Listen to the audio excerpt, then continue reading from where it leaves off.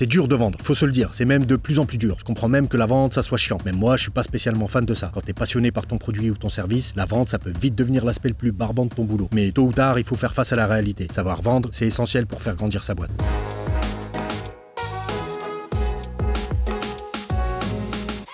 Déjà, le premier truc qu'il faut comprendre, c'est que la manière de vendre a radicalement changé ces dernières années. J'hallucine encore de voir des mecs essayer d'appliquer des méthodes de gourou qu'ils ont chopées dans des bouquins qui ont au moins 20 piges. Oublie tout ce baratin du début des années 2000. Le monde a changé, le business a changé. Ces dernières années, on a vécu un changement radical dans la façon dont les clients prennent leurs décisions d'achat. Celui qui a le pouvoir aujourd'hui, c'est l'acheteur. Les personnes qui veulent acheter ton produit ou service sont là sur le marché à t'attendre, mais ils sont devenus plus difficiles à convaincre. Alors comment on fait? Il y a 3 choses essentielles à retenir si tu veux vendre aujourd'hui. 1. Sois convaincu si tu veux être convaincant. Les dirigeants, responsables marketing ou com, tu dois savoir exactement comment et pourquoi ton produit fait la différence sur le marché. Je vois encore trop de marques timides qui ne savent même pas dire clairement à quoi elles servent. 2. Arrête d'essayer de vendre. Cherche plutôt à aider ton client. Ça ressemble à du baratin motivationnel de coach, mais c'est pourtant le seul état d'esprit à adopter sur le marché aujourd'hui. Ton job, c'est d'aller à la rencontre de tes cibles et de leur dire comment ton produit ou service peut les aider. Donc ne cherche pas à convertir là, tout de suite, maintenant. Tes consommateurs iront forcément faire un tas de recherches sur toi et tes concurrents avant d'acheter. Assure-toi donc de leur fournir régulièrement du contenu de grande valeur. De cette manière, tu vas te positionner comme une solution de confiance dans le processus de résolution de leurs problèmes. 3. Reste à l'écoute de ton client. La vente, c'est un processus qui s'affine un peu chaque jour, en expérimentant des nouvelles choses et en observant comment tes prospects réagissent. Tu vas te manger des vents et des gros refus, sois-en sûr. Mais un refus, c'est un pas de plus vers une meilleure compréhension de tes clients. Savoir ce qu'ils ne veulent pas, c'est le meilleur moyen d'apprendre et de comprendre ce qu'ils veulent. À mesure que tu t'adapteras à ce qui fait que les gens passent à l'acte d'achat, tu seras mieux placé pour faire passer ton message et transformer tes prospects en clients et tes clients en prescripteurs frénétiques.